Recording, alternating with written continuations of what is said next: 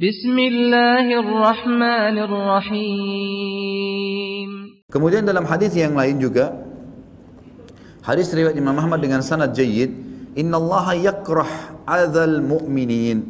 Sesungguhnya Allah sangat membenci siapapun yang menyakiti kaum mukminin.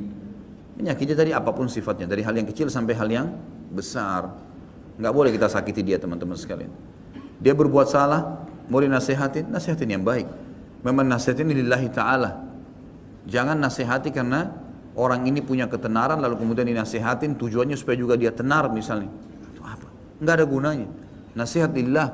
Para salaful ummah kalau menemukan ada kesalahan dari saudaranya, apa yang mereka bilang? Kalau saya menemukan, kata sebagian ulama salaf ya, kalau saya menemukan ada seorang muslim di atas bukit berteriak dengan suara keras, dia mengatakan ana rabbukumul a'la. Tahu apa artinya? Saya Tuhan kalian yang paling tinggi. Seperti perkataannya Fir'aun. Kalau saya lihat seorang muslim di atas bukit teriak dengan suara keras, saya Tuhan kalian yang maha tinggi, maka saya akan berkata, saudaraku sedang membaca ayat. Saudaraku sedang membaca ayat, bukan dia mengaku Tuhan. Bayangin. Kalau ada di antara saudaraku muslim, di jenggotnya jelas-jelas dibasahi dengan khamr. Biasanya orang kalau minum tumpah di jenggotnya kalau jenggotnya panjang. Maka saya akan mengatakan khamr itu tertumpah atau ditumpahkan orang lain padanya. Saya tidak akan mengatakan dia minum khamr. Sampai begitu mereka menjaga. Jelas-jelas depan mata. Kalau saya melihat seseorang sedang berada atau berdua di sebuah tunggangan, laki-laki dan perempuan, aku langsung mengatakan pada diriku, itu adalah istrinya. Selesai, ditutup semua pintu-pintu syaitan. Begitu mereka teman-teman sekalian. Kita subhanallah selalu fudul, selalu mau cari tahu keadaan orang lain. Mobilnya gelap, dituntun, dilihat. Cari tahu siapa di dalam. Hah? Ada kerjaan. Sedangkan kalau kelihatan saja langsung sangka baik, apalagi sengaja mencari-cari. Ya? Untuk apa ini teman-teman sekalian? Nggak boleh kan gitu. Jadi bayangkan mereka begitu ya, sampai khamar. Bagaimana kalau di mall sini misalnya orang lewat di sana ada karaoke? Kalau saya lewat depan situ kira-kira antum kira apa? Hah? Kalau orang yang pikirannya tidak benar, kayaknya Khalid Basalamah dari masuk tuh di dalam. Saya nggak pernah masuk, jalannya memang lewat situ. Kalau pas lewat gimana? Mungkin saja. Bayangkan ya, khamr jelas di jenggotnya basah, oh itu ditumpahkan pada jenggotnya. Jalan satu tunggangan bersama perempuan, oh itu istrinya. Kecuali jelas-jelas kita tahu itu kemungkaran, wajib kita ingkar mungkar.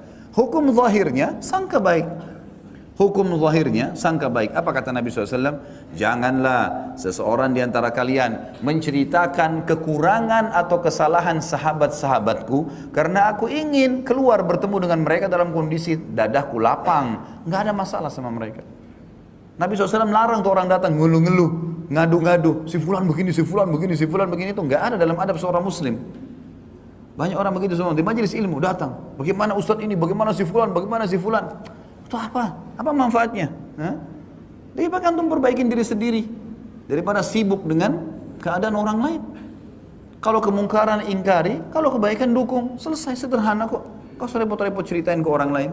Kecuali kita sedang menghadapi masalah, kita butuh solusi, silahkan tanyakan, gitu kan?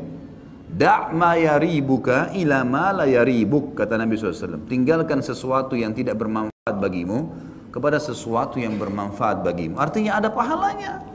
Kalau nggak ada pahalanya untuk apa? Apalagi masuk ke ranahnya seorang muslim. Hati-hati. Hati-hati teman-teman sekalian.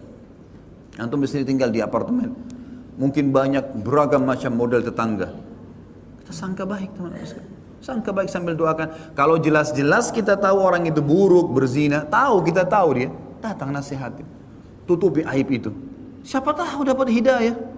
Dari mana kita tahu? Bukankah banyak di antara kita yang hadir di sini teman-teman gara-gara dengar sebuah kisah orang soleh jadi baik? Bukankah kita bisa dengar sebuah ayat atau sebuah hadis kita jadi baik?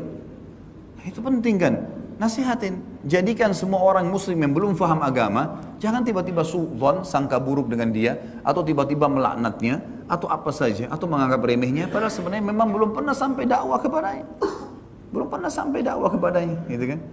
Sebagian ulama salaf mengatakan, aku kalau sudah menasihatin saudaraku muslim, sementara dia belum bisa menerimanya dan berubah, maka aku akan merasa dirikulah yang salah dalam menasihatinya. Bukan orang lain dikatakan salah. Ini orang sudah kita nasihatin, kamu sholat itu wajib gini-gini. Dia nggak mau sholat. Maka apa perkataan ulama salaf dulu? Kalau saya sudah menasihatin seorang muslim dan dia belum berubah, aku akan berkata pada diriku sendiri kalau caraku atau retorikaku yang salah sehingga orang ini tidak menerimanya. Bukan orang lain langsung disalahkan. Orang itu sudah saya nasihatin, tidak usah nasihatin percuma, larang semua orang nasihatin. Hah? Orang buruk tuh, semua orang tahu buruk gara-gara dari dia. Padahal dia baru nasihatin sekali. Ya? 2 kali, 3 kali, 100 kali. Nabi Nuh AS berdakwah 950 tahun, sabar. Gitu kan? Harus begitu teman-teman sekalian. Harus sabar, jangan buru-buru. Jangan tergesa-gesa. Ada orang tersentuh dengan sekali pertemuan, sekali nasihat. Ada orang 2 kali, ada orang 7 kali. Ada orang yang banyak. Saya pernah menasihatin seseorang. Ini mungkin cerita sekitar mungkin 20 tahun yang lalu kali. Gitu kan? Orang ini merokok, orang ini duduk dengan luar biasa gayanya. Pada saat saya berkunjung di kantornya dengan seperti ada sifat kesombongan gitu kan. Udahlah saya nasihatin saja, kemudian saya tinggalkan. Subhanallah berjalan waktu, saya berpikir sudahlah mungkin orang ini memang kuasa Allah, kalau Allah mau kasih hidayah.